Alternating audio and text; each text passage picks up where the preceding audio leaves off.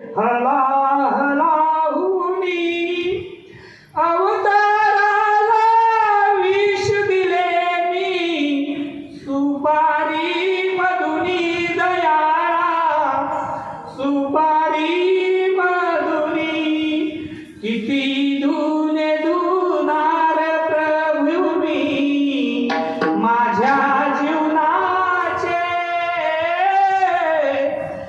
बहुजन्माचे मर लागले कर्म कर्माचे दयाळा, कर्म कर्माचे दयाळा. अनेक जन्माच्या कर्माचे मर माझ्या स्वरूपी संचित झाले. माझी पापाची यल वाढत वाढत एवढी वाढली की ईश्वराला मारण्यापर्यंत गेली आणि त्या किरेने मी नत्य मिरकाला प्राप्त झालो.